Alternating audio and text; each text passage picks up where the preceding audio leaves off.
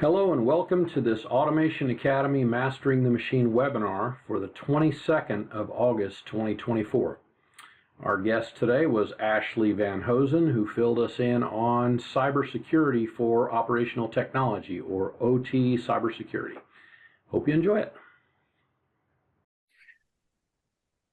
Hello, ladies and gents, and welcome to this Mastering the Machine Automation Academy webinar for the 22nd of August, 2024.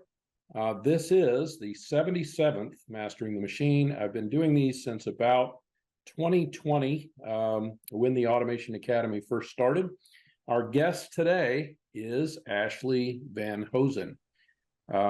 And we'll be talking a little bit more to her later. She is from a company called Wolfe Evolution and takes care of cybersecurity for a variety of companies around the world. She presented at OT SCADACon, so I asked her if she would come on here, and she graciously accepted. What is the Automation Academy itself? This is a membership site that I started several years ago when COVID started and I wasn't able to travel around and teach anymore. So I started this membership site and put a lot of training videos and things like that for various PLC brands. There is some job assistance from an automation standpoint, system integration tips, and I'm always adding to that, working on some back-off videos right now. There is a library of training and technical documents, including some software, including free software that will run so that you can practice programming and that sort of thing. We do have a community with interest groups. And as you can see here in the upper left corner, it is named after a document that can be downloaded from either the Automation Primer website, which is my old blog, or the Automation LLC website.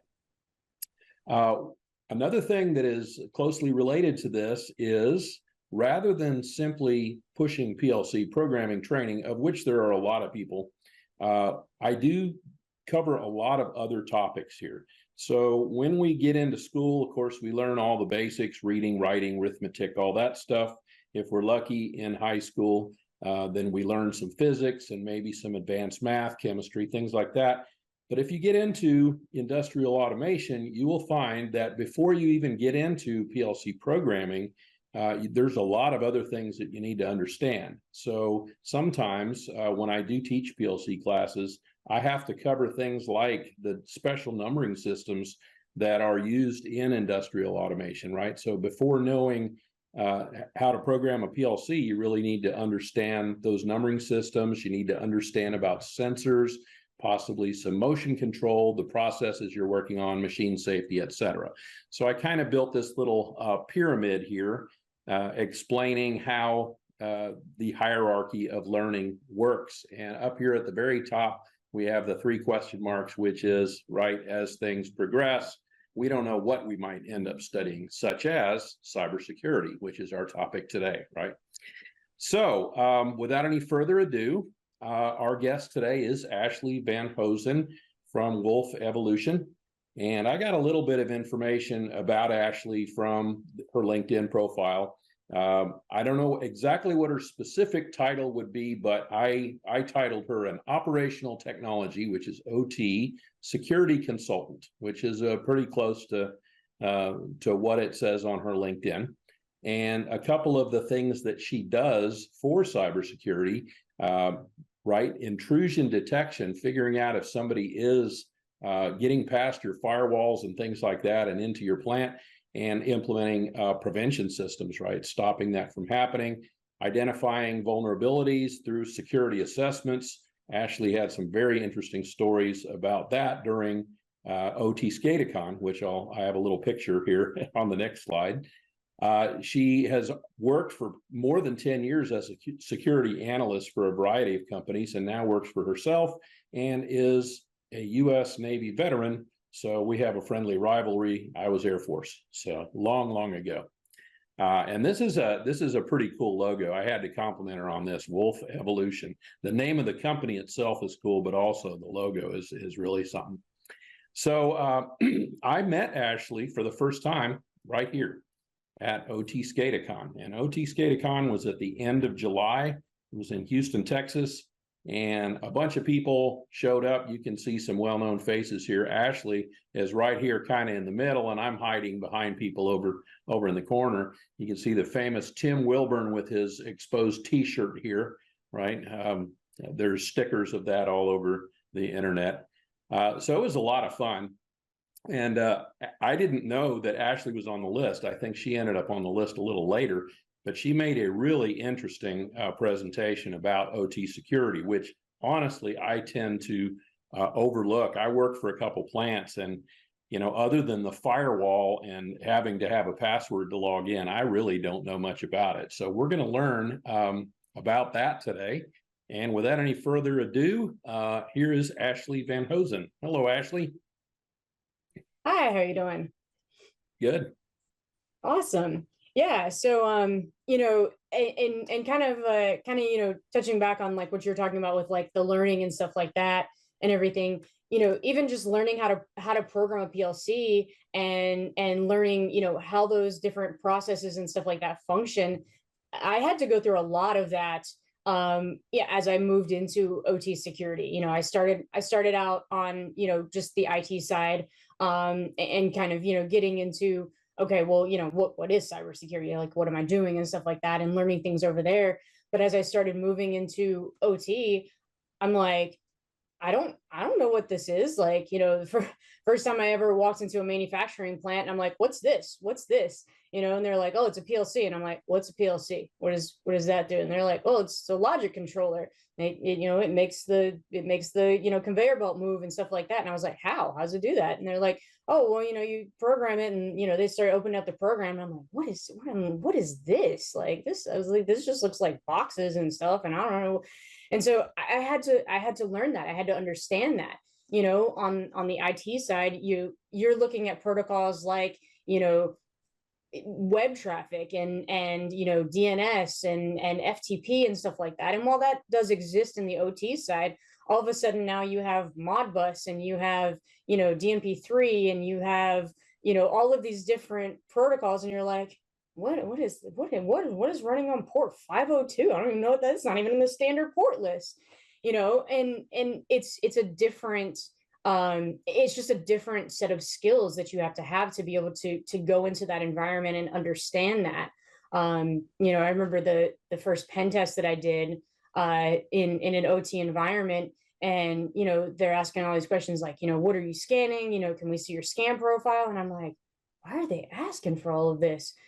But their concern is that I was going to scan a PLC, and I was going to knock it offline and shut down their operations. And coming from the IT side, where we just scan everything, and we're just like, oh, well, the database went down, it's fine. We'll just tell them it was maintenance. They'll be like, oh, okay. It's not, there's a different level of criticality for that availability on that OT side. And it's something that you really have to think about and take into consideration when you're looking at going into these facilities and doing this kind of testing. And you have to really kind of sit back and look at, I mean, I went to college, and I did a cybersecurity degree and everything, and they go through and they tell you, they lay out the pen test methodology, and they're like, you do this, you do your discovery phase, and then you do your, you do your scanning, and you identify all these vulnerabilities. And when you go into an OT environment, they're like, oh, well, you can't scan in here. And I'm like, how am I supposed to find the vulnerabilities then? It becomes a different, you have to really reevaluate that methodology, and you have to, understand, okay, I'm not going to do the same things that I've done. How do I still get that same information though? And so that was something that I've really throughout the years kind of sat down and developed and really had to kind of think about, is how I address these things, and how do I still get that. And now it's compounded even more because in the past, I would say 5 years, we have shifted this focus. The US government has really kind of gotten on board with, okay, we have this critical infrastructure stuff, and it's not secure. I think it was like I don't know, 6 or 8 months ago when it was all over the news, like China's in our power grid. And I'm like, we've known that for 10 years, 20 years. Like that's not that's not new information. But it is to some people. Some people aren't aware of how insecure some of these things are. And it's not necessarily that it's a fault of the company, or it's a fault of anything. Some of these things just weren't designed from the beginning to be safe, because they were made back in 1970, 1980, and then in 1990 we're like, oh hey, we kind of got this like internet thing, like if we'll just add this ethernet port to them, and then we don't have to use the serial connections anymore, it'll be easier. And but we didn't modify the protocols, we didn't modify the security of the device, we just slapped an ethernet port on it, and then the internet blew up, and now we have all these devices that they just weren't designed to be secure. So we have to figure out how to work around that, and how to kind of figure out those things. But this is just kind of the state of how we are now and everything. And so that really does change that methodology of what you're doing. And with the new regulations that are coming down, I feel like every week CISA's like, hey, here's a new set of rules for OT, and these are the things that we're recommending now. And it's just that's hard to keep up with. And if you're a smaller company, or even a medium-sized company, if you don't have a dedicated team of people that are doing your risk analysis, or you don't have a dedicated cybersecurity team, just keeping up with what the regulations are is almost impossible. And that's something that, as I've kind of talked to people, and as I've gotten to know more people that are within this kind of a little bit more niche field of cybersecurity, that's one of the things that gets brought up to me all the time is, well, how do we make sure that we're in compliance? How do we keep up with what the regulations are, and things like that? And I realized like that's a huge issue. And a lot of people don't have the time to do it. So that's something that I started several years ago, implementing into my methodology, is looking at all these regulations. So I look at the CMMC, I look at the NIST regulations and everything, and then I compare those to, okay, what are the controls? And through many hours of pouring through spreadsheets and taking all of these controls and laying them out side by side, because a lot of times too, you could have one standard and then you have another standard. There's a lot of similarity between them. There's some things that are different, and there's some things that aren't.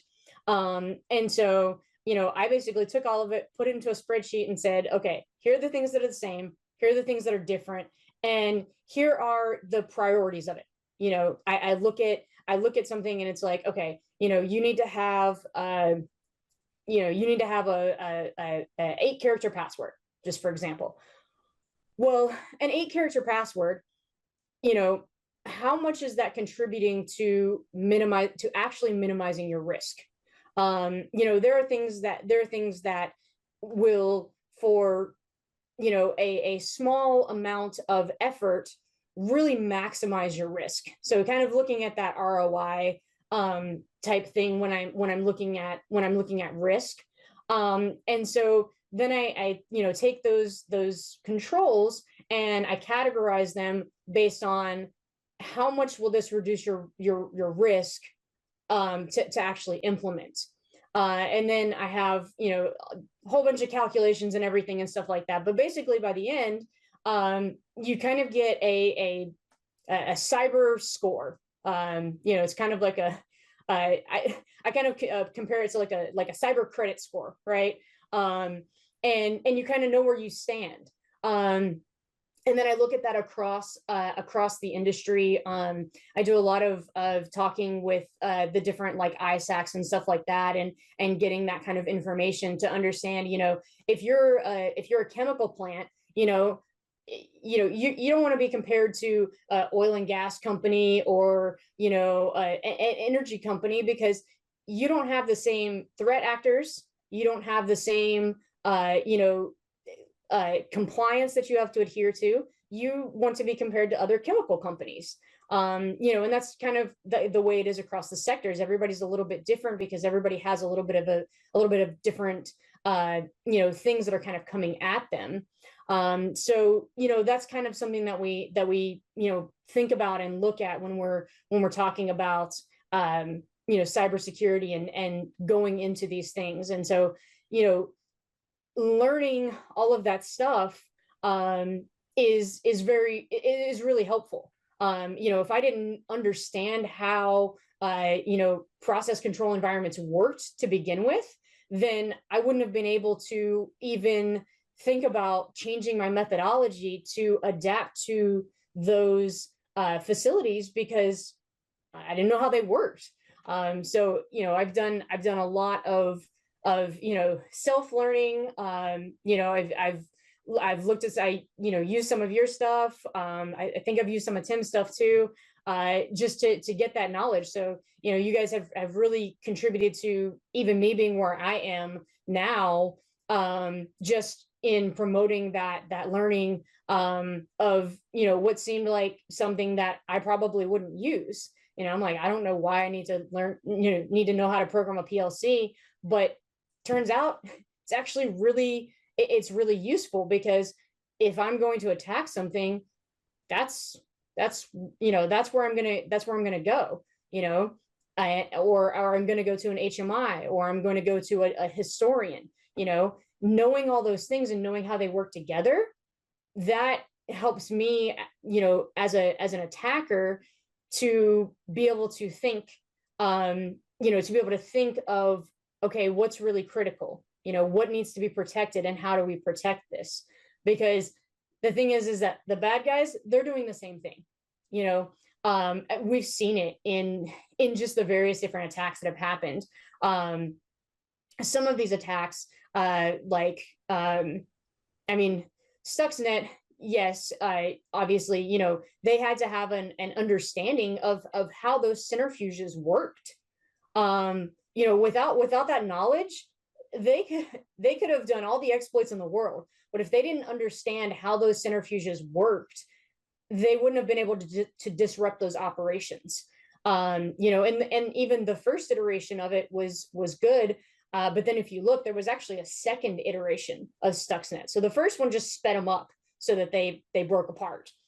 The second one was actually even better, because I don't know if they researched or they did testing or what they did, but they figured out that there was an even better way to break the centrifuges, is by speeding them up and then slowing them down, and speeding them up and slowing them down. And that heat that was generated by the speeding up, and then the sudden cooling by slowing it down quickly, actually fractured them to the point where it took a lot longer to get them back online, because it didn't just break part of it. When it just sped them up, it just broke part of it. They could send maintenance in, fix it, and get it back online relatively quickly.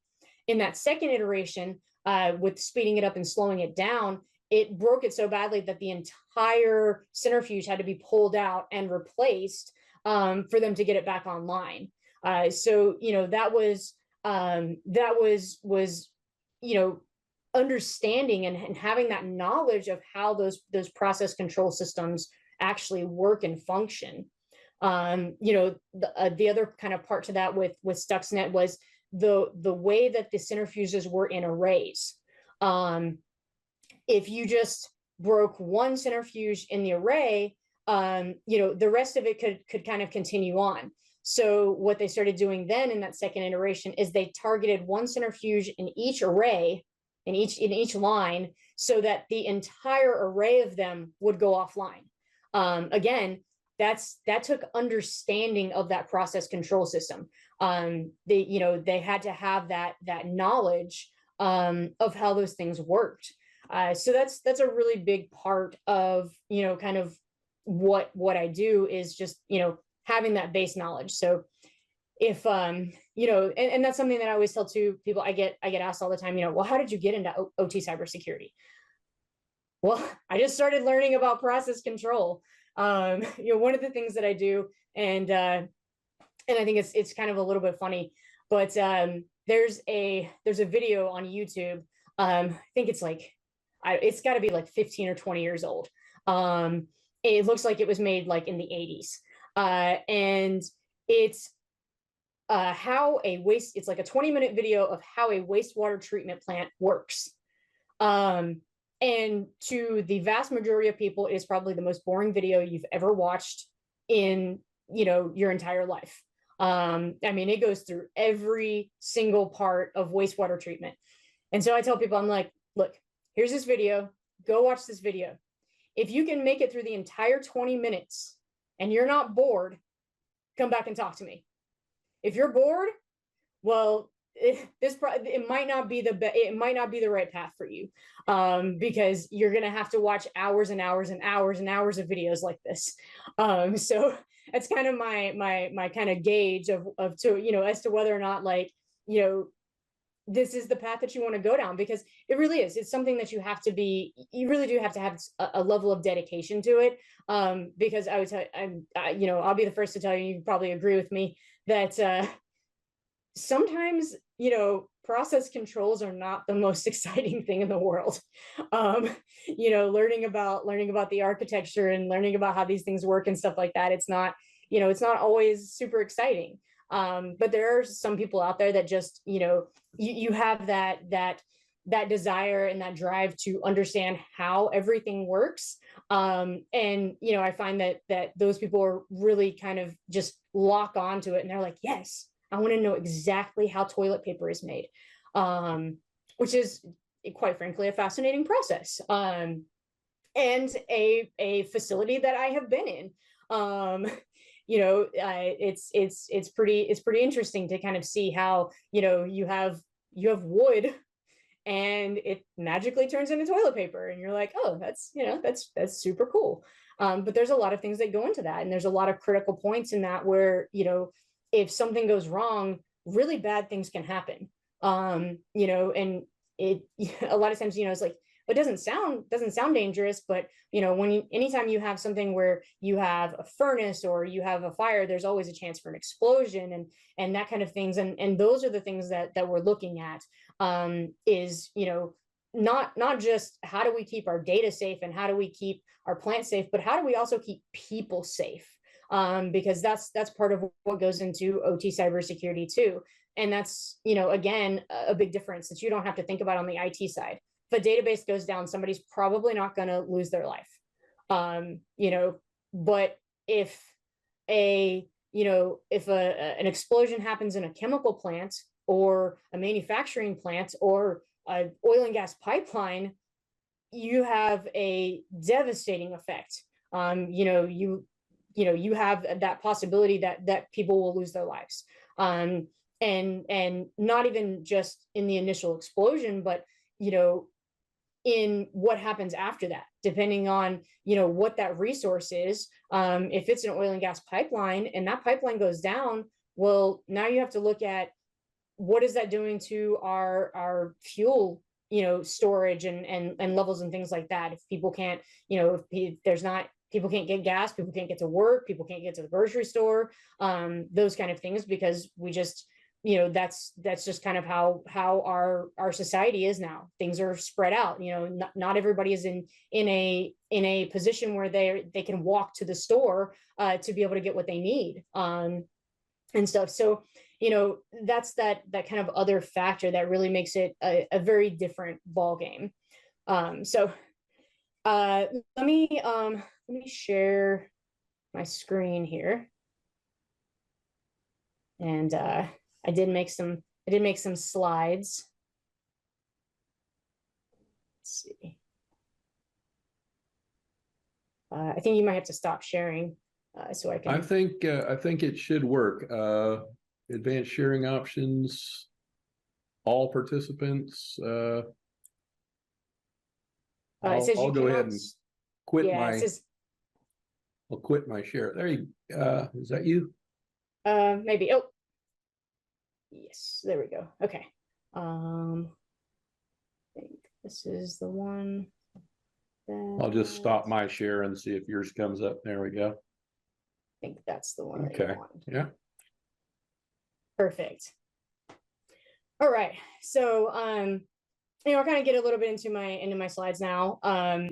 But one of the kind of things, and this is something that we kind of talk about as a company in general is protecting what matters. And it's not not to say that IT doesn't matter, but when you look at critical infrastructure, these are the things that keep society functioning, keeping the lights on, making sure that people have clean, safe drinking water, making sure that transportation is running, communication is running, all of those different things are critical to our way of life, and maintaining our economy, and all of those different things. A loss of any one of those things would cause a devastating trickle effect that would affect the entire country, no matter where the incident kind of happened.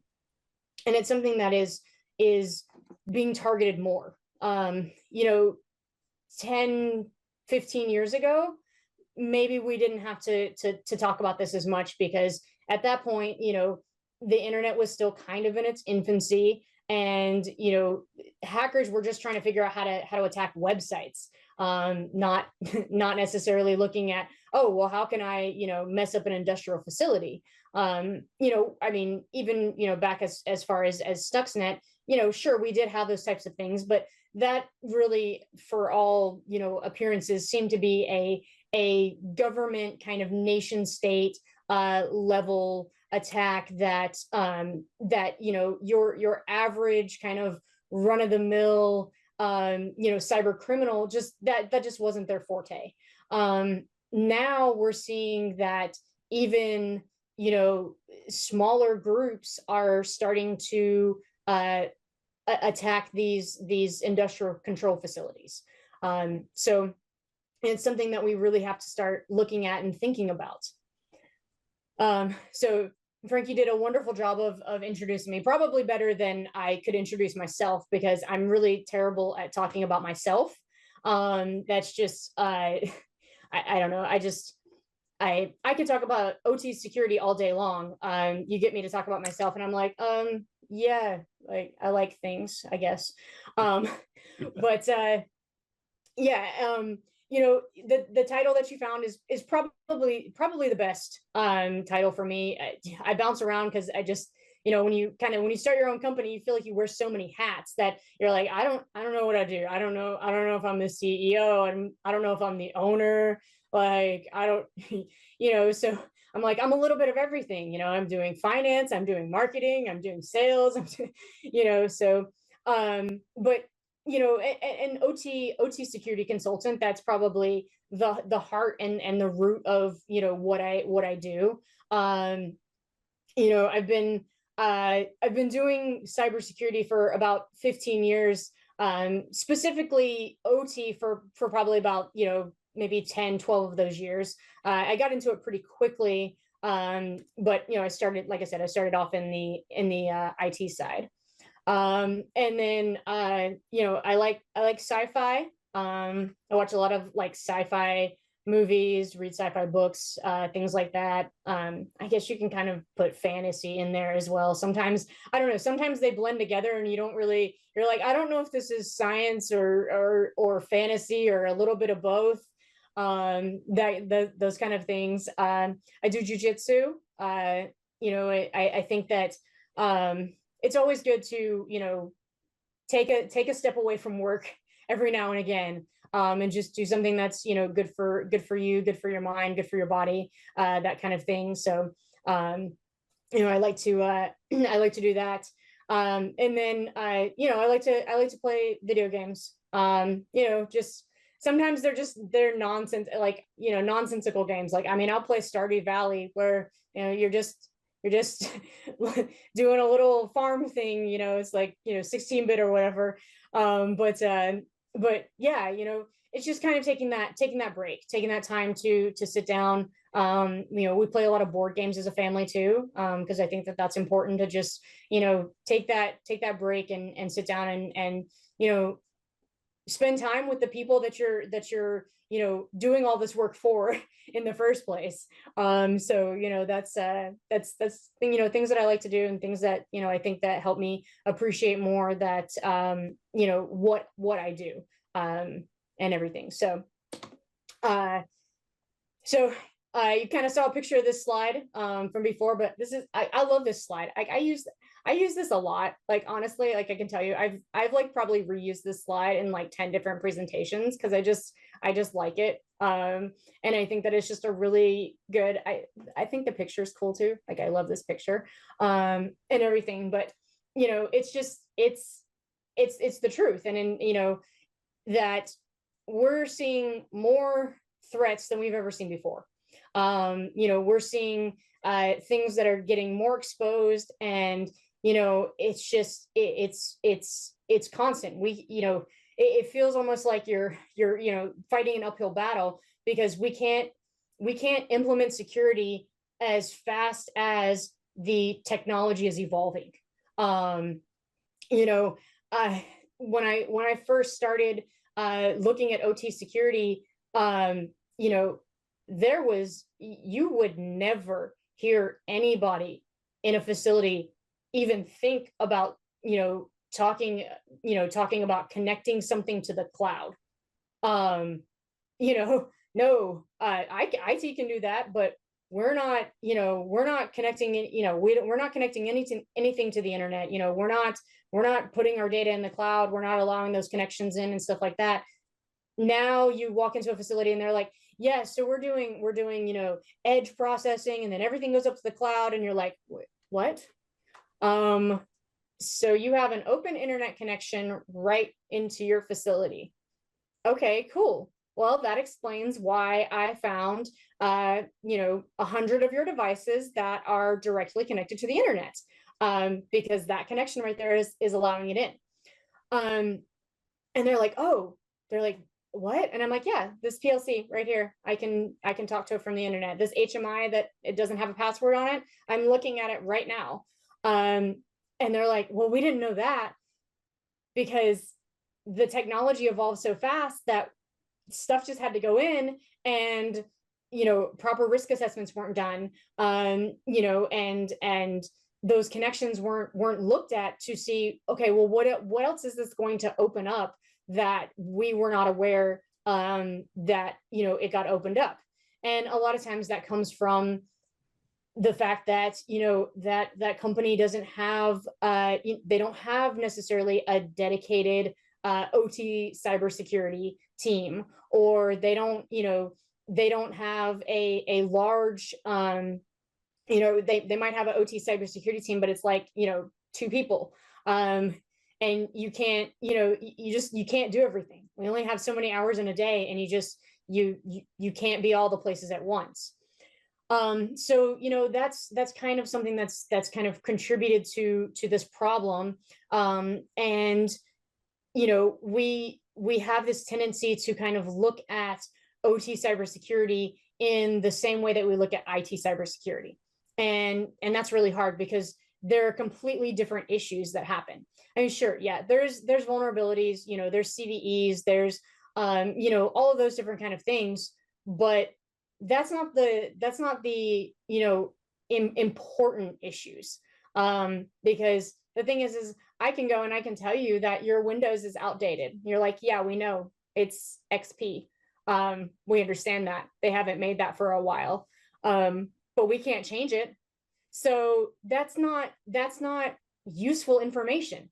If I go in and I do a vulnerability scan and I find all these different vulnerabilities, they're probably already aware that this firmware is 40 versions behind, but they can't change it.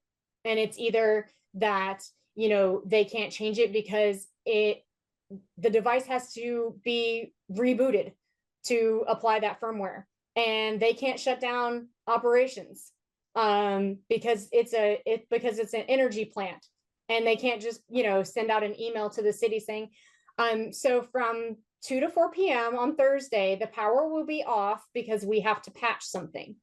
That's not going to work. You know, those are not the kind of things that they can do. You know, IT doesn't always see that, because they can say, well, from 2 to 4 p.m. on Thursday, this database is going to be down because we're patching it. Everybody's like, oh, all right, fine. I guess, you know, I guess we'll go to lunch or something, or we'll just take off early that day because we can't do anything anyways. But it's not detrimental, you know. So those are big differences. And so when we look at OT, we look at different security issues. So I'll kind of talk through some of the common security issues that I see. And, you know, you might look at this and be like, well, you know, that's interesting. Like, that's interesting. Like, when you think about like vulnerabilities, like I think about like malware and ransomware and stuff like that and everything. And while those are issues, most of the time they're not the biggest issues. And those are things that, you know, you can't necessarily account for that. You know, the bad guys don't really, you know, give you notice that they're going to send you ransomware. They just do it. So, you know, that's something that you have to just, you have to be prepared for that ahead of time. You know, and it's something that likely, you know, that's likely to happen depending on, you know, what kind of sector and what kind of facility that you're in. But if you're prepared for it, then, you know, if it does happen, it's not as devastating as it would have been if you weren't prepared for it. So one of the first things that I kind of look at is secure architecture. You know, this is a big thing. And you know, I look at an asset inventory, and this is a topic that really there's a lot of debate on within like the OT cybersecurity community, as to whether, you know, does an asset inventory really contribute to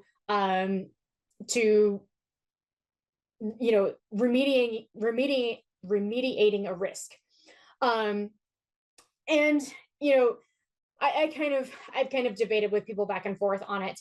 And it's not, when I say asset inventory, I don't necessarily mean that you need to know the IP address and the device type and everything of every single device in your entire network.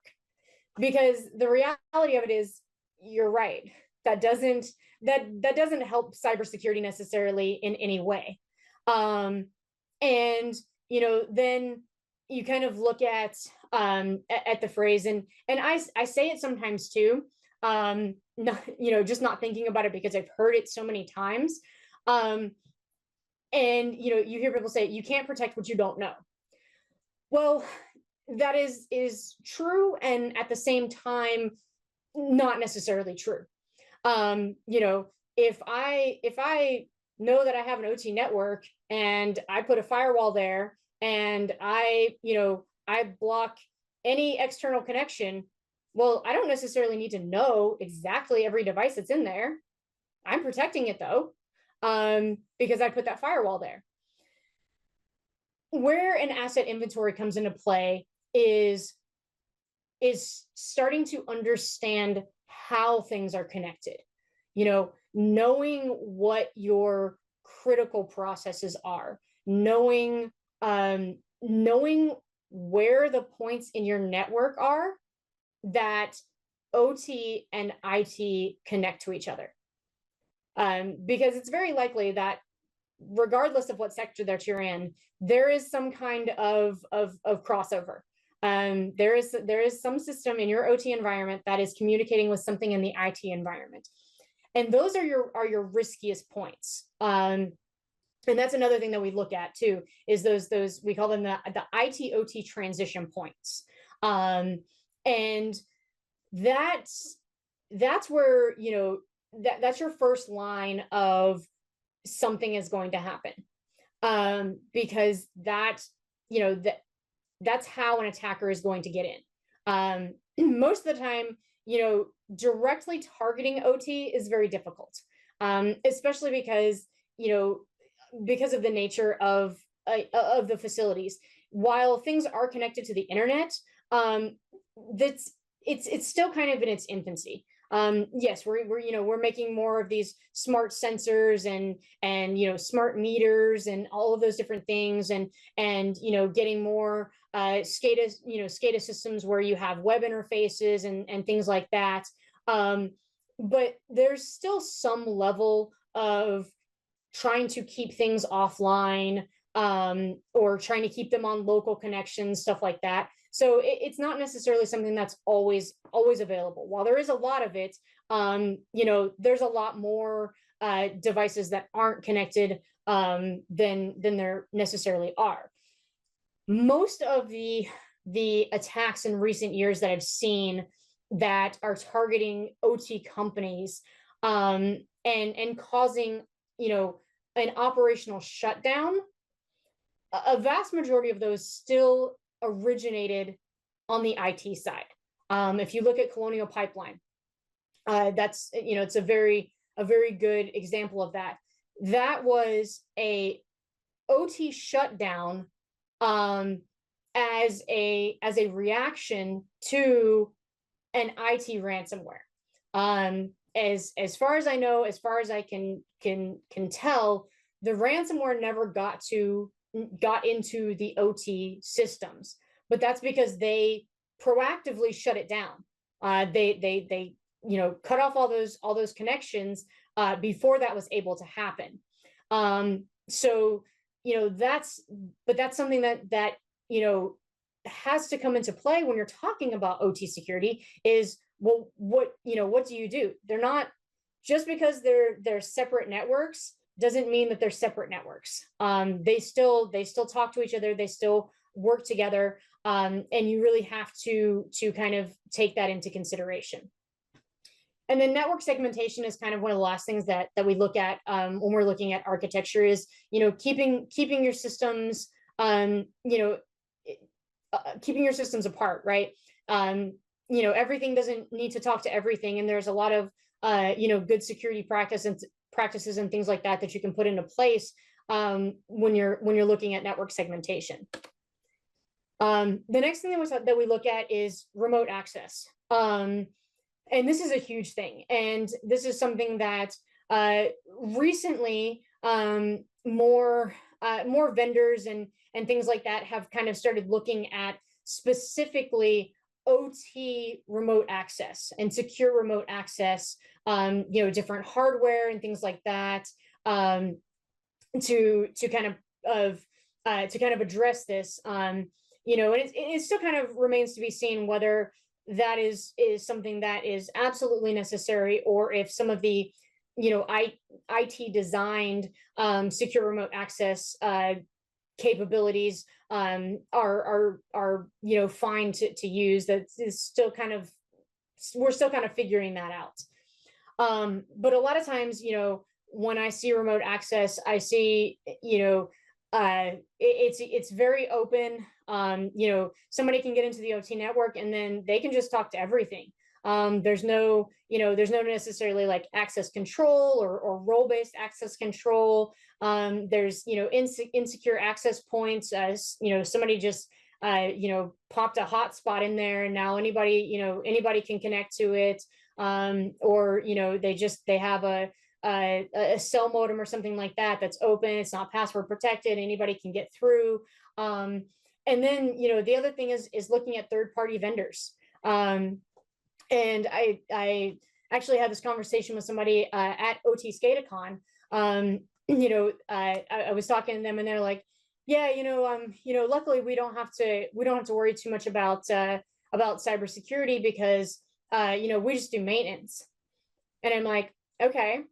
I'm like, but you go into facilities, right? And you take your laptop in there and you connect to their network. And they're like, yeah, that's, that's how we have to, that's how we have to get on, get to the devices to fix things. And I was like, okay, so what if that facility unknowingly has malware and you just plugged your laptop into it? Well, now your computer's at risk too. And now you leave that facility because you're going, you have 4 different maintenance calls at 3 different vendor facilities. And so you finish fixing that, you pack up your laptop, you go to the next vendor, you plug into their network. Well, now you have that chance that you just took that malware from one vendor and you put it into another vendor network. And that's the reality of it. And they were like, wow, they were like, I didn't even think about that. Like that just, they're like, that's a whole new thing that I didn't think about. But that's, that's something that happens and something that could happen. And, those are the type of scenarios and situations that, I spend my time thinking about, what are all the bad things that could happen?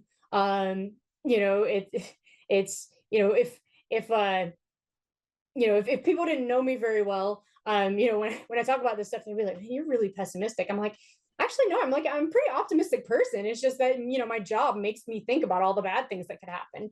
But those are the kind of things that we look at, and we kind of get people to think about, because it's not something, they think about. You say vulnerability assessment and they're like, oh yeah, you're going to come in, you're going to scan, you're going to tell us everything that's, outdated and stuff like that.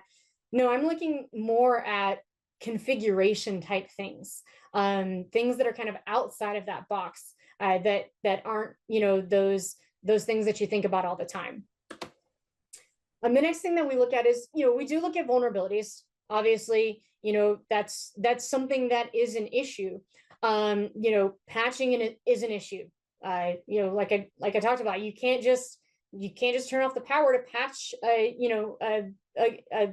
Windows patch or something like that. Legacy systems, I see it all the time. You generally don't go into an OT facility and they're like, yes, we have server, whatever 2022, I don't even know what the latest is. It's like, because it changes every hour, and everything, but they're not running Windows 11, they're not running the latest greatest software, because most of the time some of these systems and some of this SCADA software is, it doesn't run. It wasn't made for that. You could be running software that was purchased in the 90s by a company that has now gone out of business.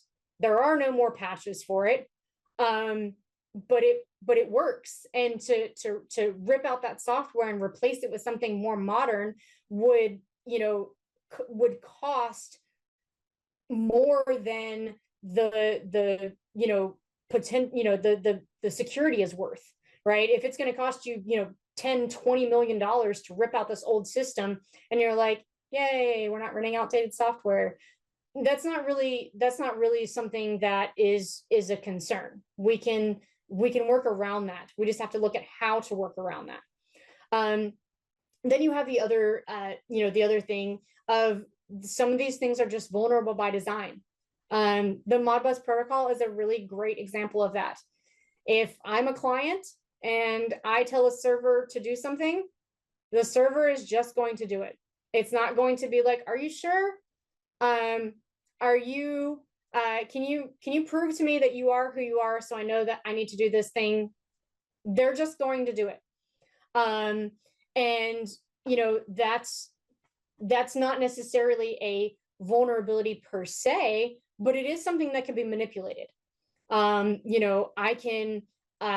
can use a Python library to connect to a Modbus device, and I can read the registers, I can write to the registers, I can make all these changes, and now that that's something that is a larger issue, because if I'm, if I'm messing with, alarms, something that would indicate safety, I could go in, I could disable all of the alarms.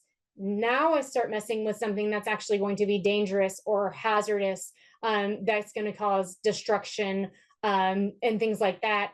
And I have a much larger impact because I've taken away the thing that's going to alert you that something as bad is going to happen before I make the bad thing happen. And again, that gets into, physical safety kind of things, and that kind of stuff. And that's, obviously a worst case scenario. But those are the things that, we have to look at. How do we, how do we make sure that that we're either seeing those things, we're monitoring it, or we're preventing it from happening by controlling access, things like that. And the last thing that we kind of talk about is incident response. So if we can't prevent 1, 2, and 3 from happening, well, then now we have to look at what do we do if the bad thing happens, and how do we do those things? Network monitoring, making sure that you have some kind of alerting and stuff like that. And that can get difficult because you have to look at, those kind of systems take a long time to set up, because you have to tune them and you have to, get through all the false positives and those kind of things. But from a forensic perspective, that can be very useful, because you can start to see what happened and what potentially you need to fix, moving forward. Lack of backups, that could be the most devastating thing. When Colonial Pipeline was attacked, they fortunately had backups, because even though they paid the ransom and they were given the decryption keys, worked so slowly that they wound up having to restore from backups anyway, because if they had to rely on the decryption key, they would have been non-operational for weeks, if not months. And so luckily they had those backups and they could get things back up and running in 3 days versus months, because months would have been horribly devastating. And 3 days was bad enough. Gas prices on the East Coast were $9-10 a gallon. Most people saw the pictures on the internet of people like taking trash bags in their trunk and putting gas in it and stuff like that. And that was only 3 days. Could you imagine if that had gone on for weeks or months? It would have been absolutely out of control. So that's something that's huge, and not just on-site backups, but making sure you have off-site backups as well. And those kind of things are very important. And then, incident response planning. That's something that is, we talk about incident response planning from a safety standpoint a lot in OT.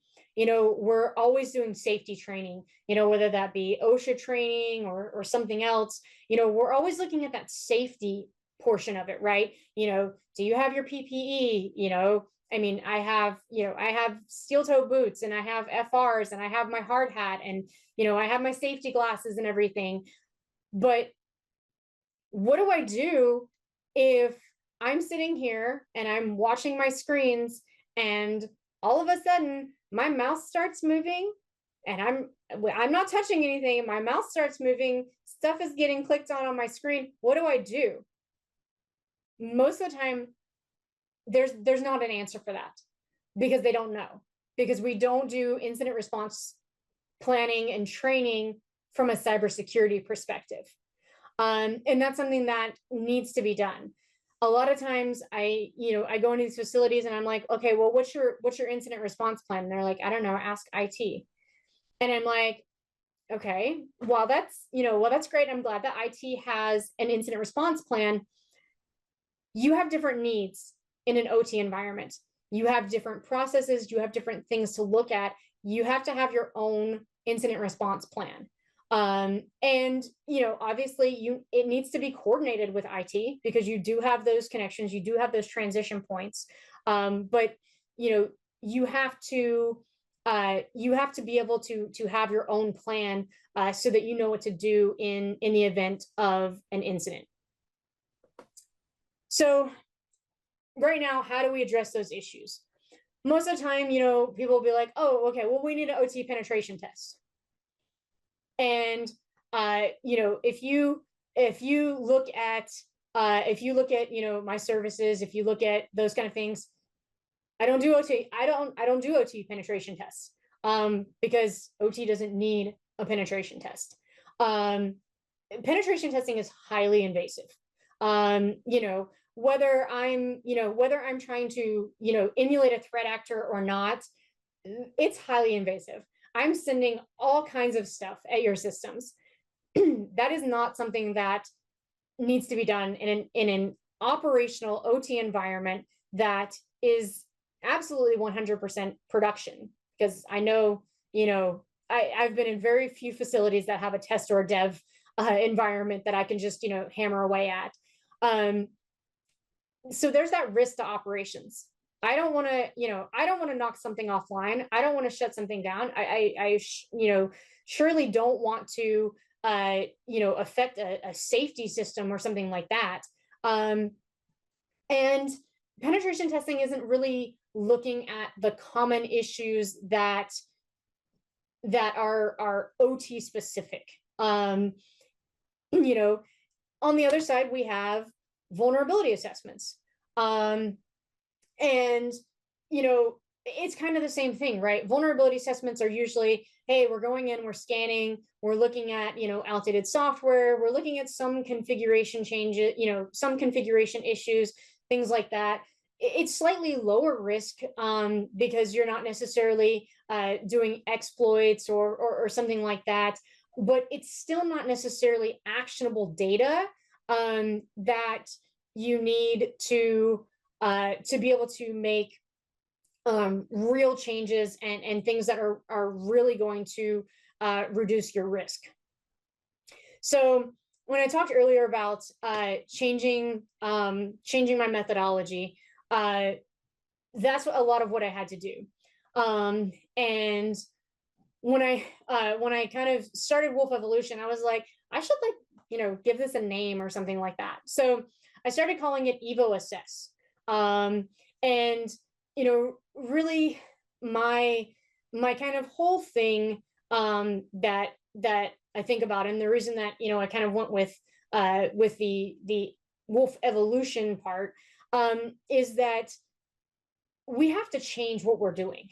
We have to change the way that we're doing things, because we've been talking about cybersecurity for 20, 25 years. And here's the thing, is that I look at the software and the hardware and the tools and the things like that we have now. And sure, while there have been some advancements, the things that we're saying, if I pull off the shelf one of my old cybersecurity books from when I was in college in like the early 2000s, it probably says the exact same thing that the books that are being printed right now do, because we're using the same methodologies. We're not changing, and I always go back to, Einstein, who said, doing the same thing over and over again and expecting a different result is the definition of insanity. But that's what we're doing. We're people are like, oh, I can't believe all these companies are getting hacked, and oh, I can't believe I got another letter in the mail. I've got the next 50 years of credit monitoring because my information got taken by something else. We expect it to be different, but we're doing the same thing. So that's where I really looked at things, and I really kind of sat down with it and was like, okay, well, this is what we do. So how do we change that? And then I got a little creative, and I came up with this kind of 6-step methodology. And then if you look at it very I thought it was kind of witty, but it spells evolve. Um, so that's kind of what what I came up with. And a lot of this addresses some of the biggest challenges that we're talking about when we go into assess an OT environment. And the biggest challenge that you have to look at is availability. You have to maintain that availability.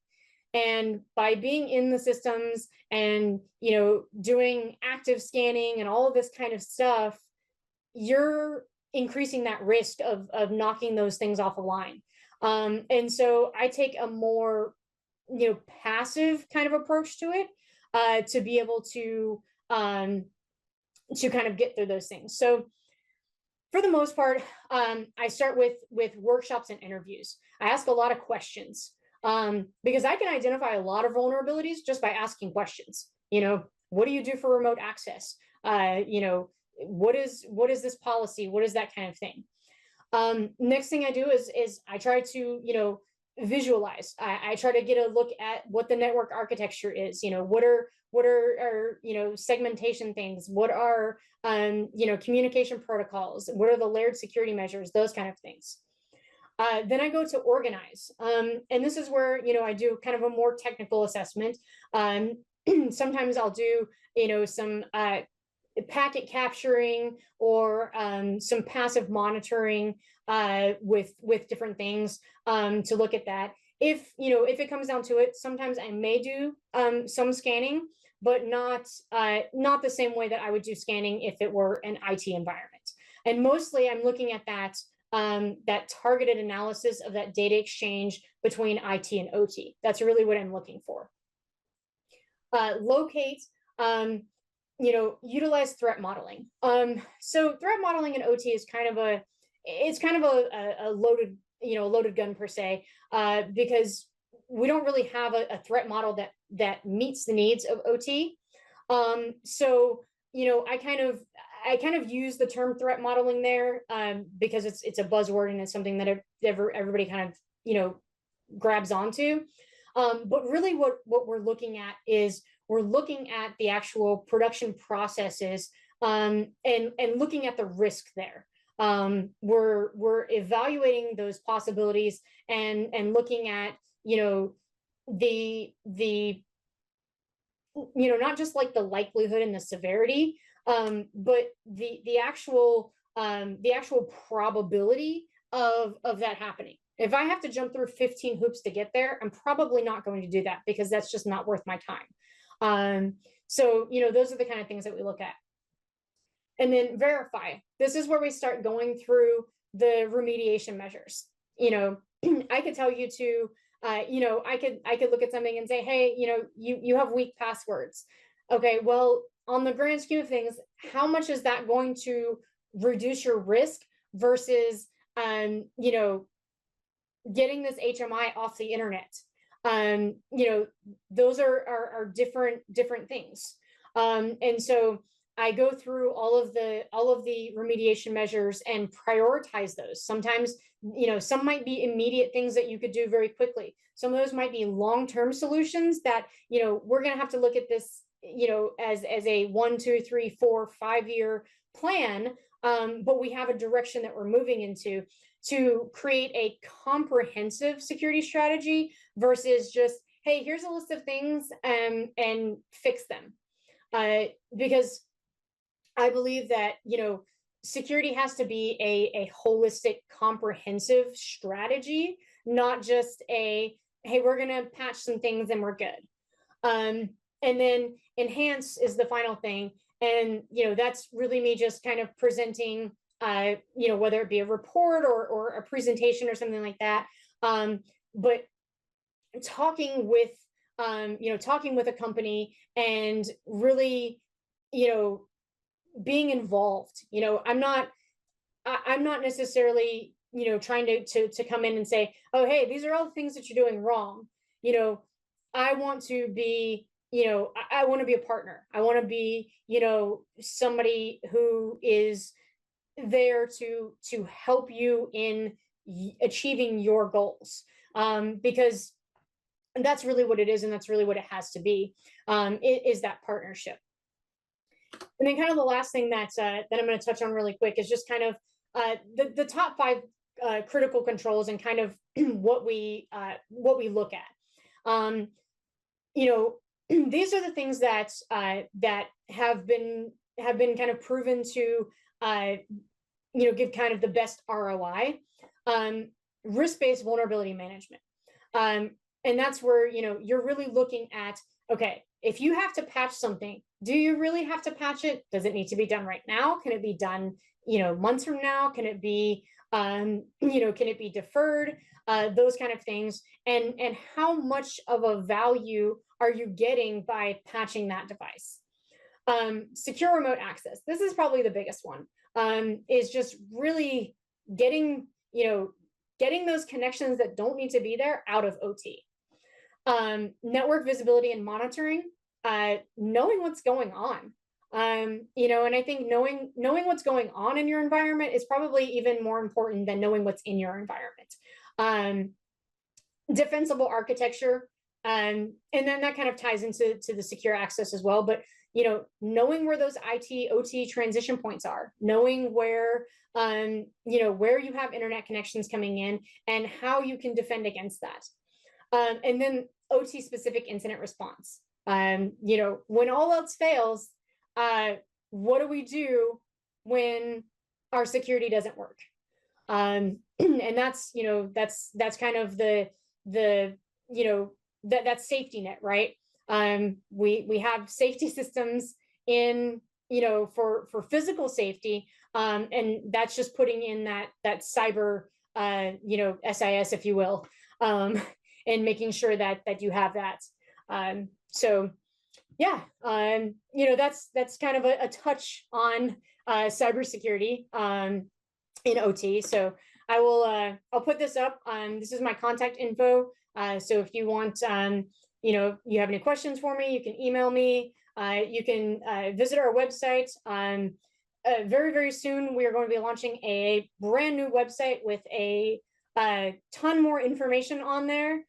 So right now, there's the kind of the temporary placeholder website up there. It has a little bit about us, but hopefully next month we should be releasing that new website that'll have a lot more information for you. Very cool. We did have one question. It was from Matt Bryan, and he did have to drop off. He attends a lot of these, and I think you maybe answered it. A lot of your details were step by step exactly how to do what he was asking. But he said, I'm a huge proponent of defense in depth for OT security. How would you recommend developing a plan to create layers of defense within the OT environment? And what is the best way to visualize this kind of security model? Yeah, absolutely. So, so defense in depth is something that we talk about a lot. And defense in depth is great. I love the concept, and I think it's a really good concept. But I kind of caveat it with, it also depends on where you are in your OT cybersecurity, maturity. Somebody who's just starting out with OT cybersecurity,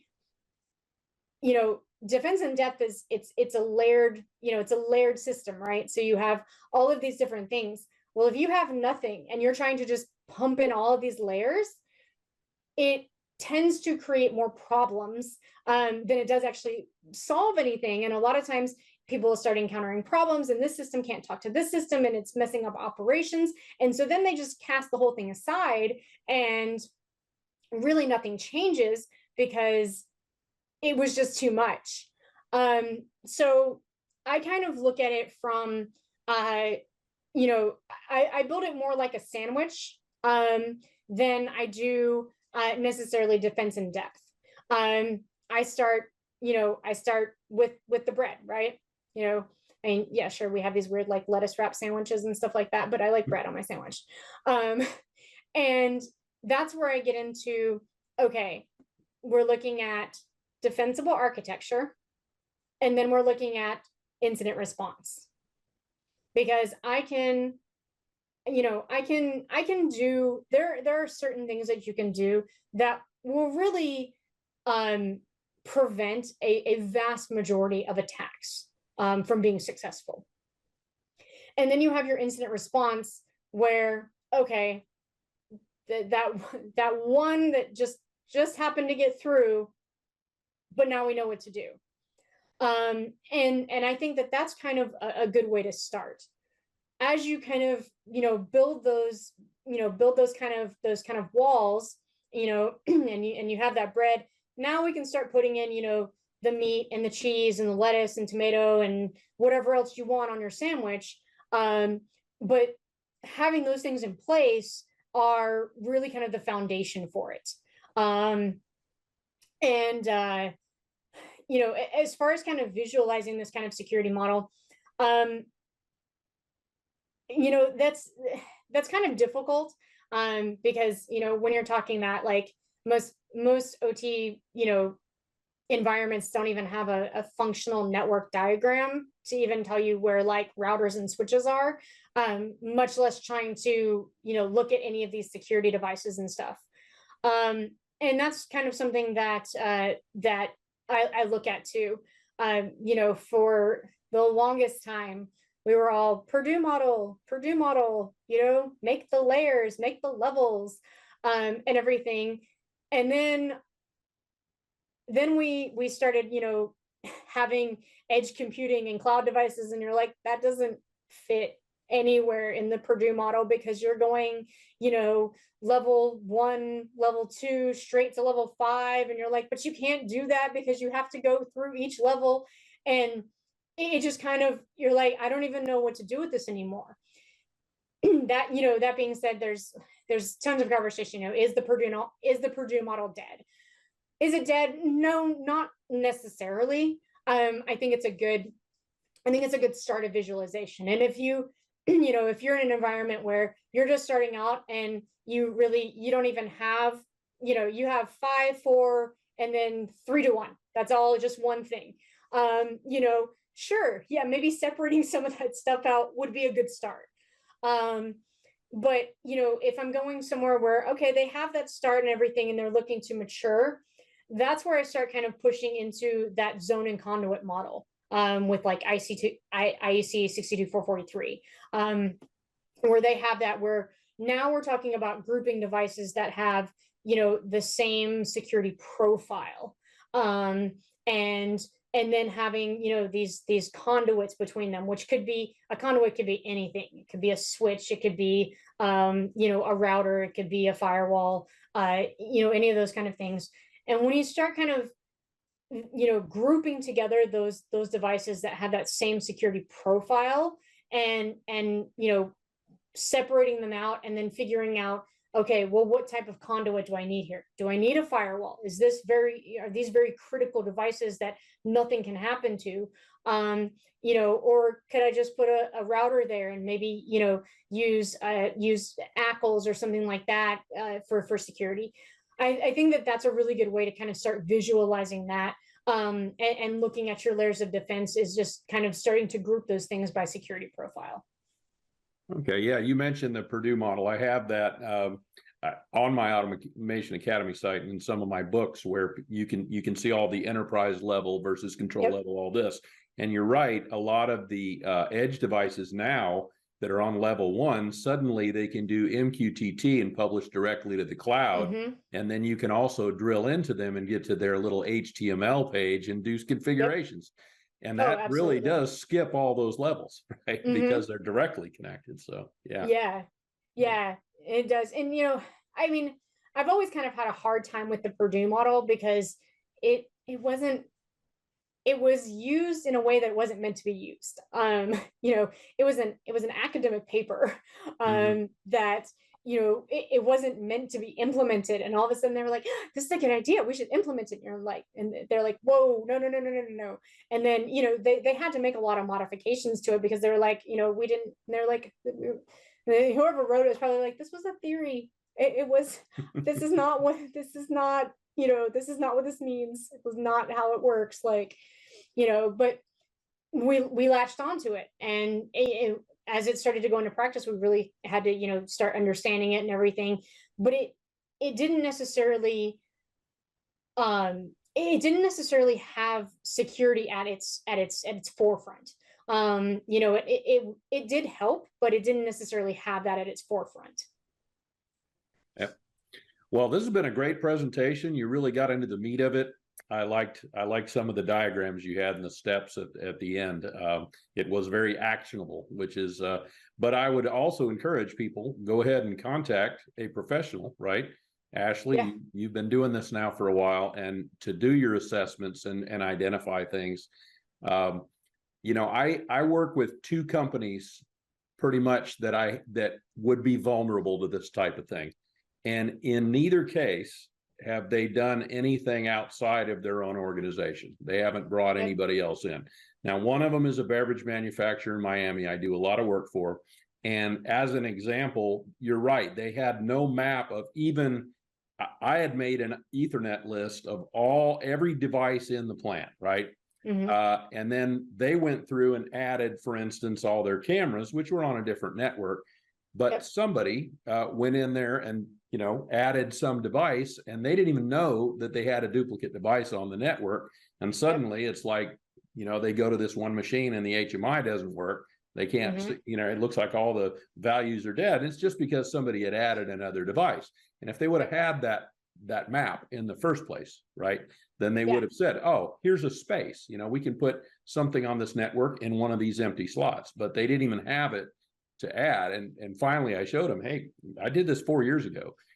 Has it been updated? That's the first question. And I think somebody knew it was there, but I don't think they had ever updated it, right? So they added several new devices, and suddenly then somebody just wings it, and they didn't know they had a problem. I'm sure whoever put the device in at least made sure that device was working right, but it killed another device. So yeah, no, and you know, and that's you know, that's the thing is, like, you know, sure, like, you know, you can address all the vulnerabilities in the world, but sometimes we're our own worst enemies. And you know, a configuration change could be much more, you know, much more devastating than even a vulnerability. You know, you can have, you know, you can have Windows 7 that's got, you know, eternal blue on it and everything, but if you wrote a firewall rule and you just are allowing all this traffic in, doesn't matter to me whether you got eternal blue or not. I could just talk to everything. So, you know, I didn't even need that. And those are the things that I look at more, because those are the things that are missed. Those are the things that a typical penetration test or vulnerability assessment, they're not, that's not their purpose. That's not what they're looking for. And that's not what most people are thinking about.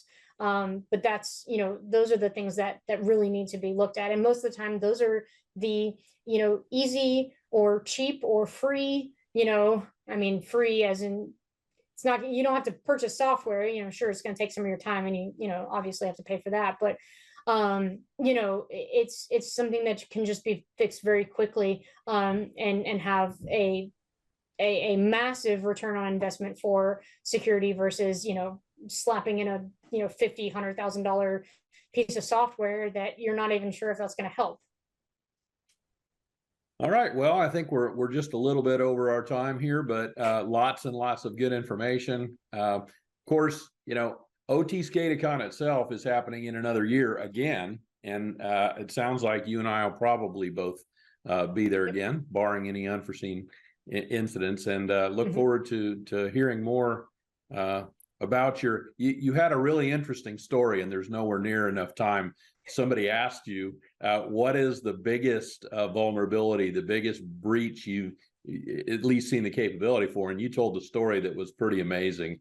And we'll leave that here kind of as a teaser. Hopefully people will be able to either view that. I think there are some recordings of it somewhere, or hear it again next time. But yeah, they got to come back. They got to come back next year. Absolutely. Yeah. So the next webinar, I've been doing these about once a month. September 21st is what I've identified as the date, and I do not know what the topic is, but I am hopefully going around and bringing some guests in. I haven't had a guest since probably April or May last year, other than myself. I interviewed myself about a month ago because people didn't really know some of the other obscure things about me. If they ever seen my Facebook profile, they'd see what I mean about that. But other than that, don't know what the topic will be. Don't know if we'll have a guest. If nothing else, I'll probably give some kind of a PLC lesson or something like that, just to fill the time. You can find these webinars all on the YouTube channel, Automatici or Automation Consulting 3994. I have no idea why they put that on there, but that is I think there's 140 videos on there, 77 of which will be these. This is the 77th webinar for the Automation Academy. And you can find lots of other information at these two sites. Join the Automation Academy if you're interested in some educational videos and downloads. Like I said, posting some back-off stuff on there currently. And join IO Central. It's free, right? It's just a kind of a little community there, and people can post area-specific advertisements or whatever for their companies. And check it out at community.automationllc.com. Other than that, it's been great seeing everybody. Notice Jet's on here. Jet sometimes comes around and lurks. Recognize him. He's been a member of the Automation Academy for a long time. But thanks a lot, Ashley. We'll talk to you all later. Yes, thank you.